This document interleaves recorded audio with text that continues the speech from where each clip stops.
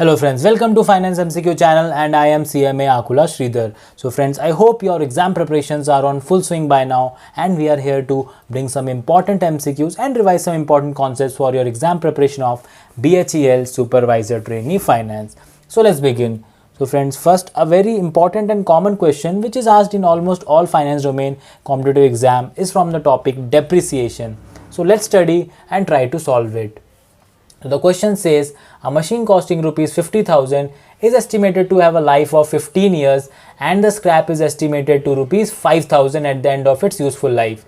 Friends, we have to calculate the amount of depreciation as per straight line method. So friends, here first of all we should know the formula for calculating depreciation. So friends, depreciation is calculated by asset value minus scrap value divided by estimated useful life. So friends, putting the data in the formula, it will come to 50,000 minus 5,000, that is the scrap value, upon the estimated life is 15 years. So that will come to 45,000 rupees divided by 15 years. So this will come to rupees 3,000. So the answer will be option B, rupees 3,000. Moving on, next question says the payment of gratuity rules came into effect from option A 1st April 1972, option B 1st June 1972, option C 16th September 1972, option D 15th March 1975, and last option none of these. So friends, remember that the payment of gratuity rules came into effect from option C, that is 16th September 1972. So friends, let's revise the effective dates of some other important business laws relevant for your exam. Like for example, Indian Contract Act, which came into effect from 1st September 1872. Then comes the Negotiable Instrument Act, which came into effect on 1st March 1882. Then comes the Indian Partnership Act, which came into effect on 1st October 1932. Then comes the Sales of Goods Act, which came into effect on 1st July 1930. And then the Industrial Disputes Act, which came into effect on 1st April 1947. So friends, just go through these important dates, might be useful for your exam. Moving on, next question, companies having overall turnover from its product and services of rupees or next questions, company having overall companies having overall turnover from its product and services of dash or more during the immediately preceding financial year shall have to maintain cost records. So friends, here the options are 15 crores, 35 crores, 75 crores, 50 crores, and last is none of the above. So friends, remember that companies having overall turnover from its product and services of 35 crores or more will have to maintain cost records. Well friends, as far as cost audit is considered, for regulated sectors, which includes pharmaceutical, electricity, sugar, fertilizer, petroleum and gas, and drugs industry, for them, if overall turnover of all products or services exceeds 50 crores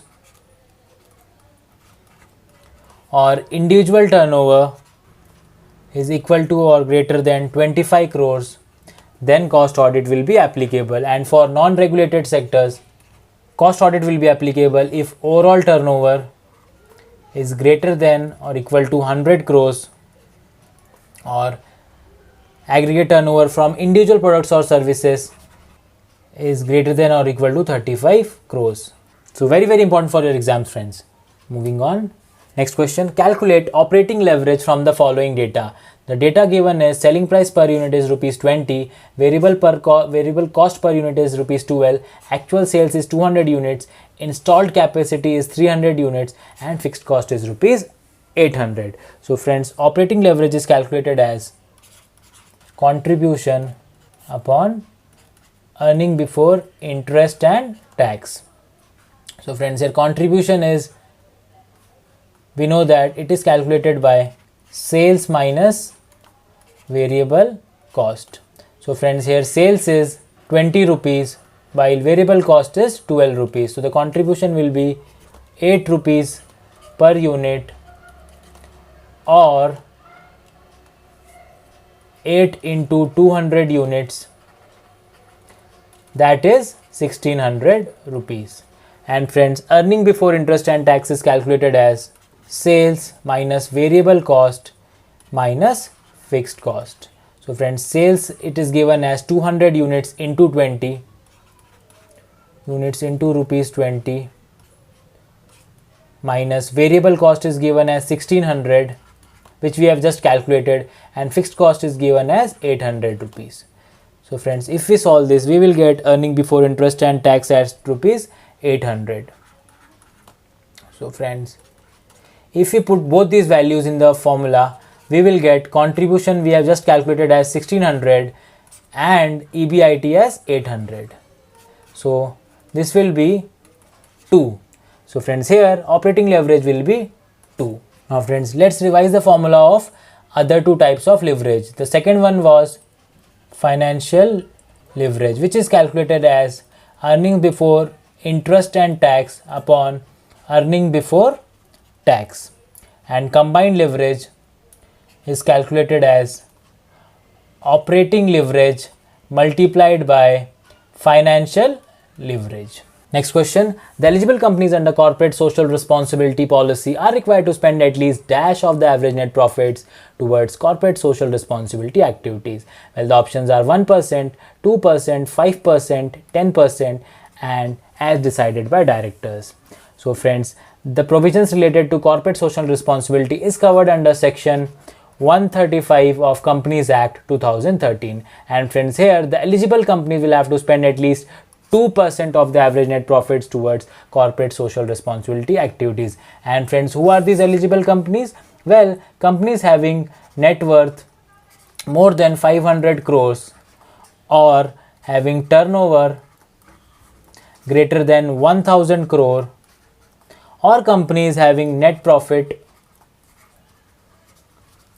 greater than 5 crores in the preceding financial year are the eligible companies under CSR provisions. Moving on, next question, calculate payback period from the following data. Well, the data says machine cost is given as rupees 90,000, expected serviceable life is 5 years, expected sales is given as 1 lakh, and various costs given like direct material is given as 15,000, direct labor 12,000, factory head apportioned is 18,000, selling and distribution cost is given as 5,000, and the tax rate is given as 40%. Well, the options are 1 year, 2 years, 3 years, 7 years, and last option, none of the above.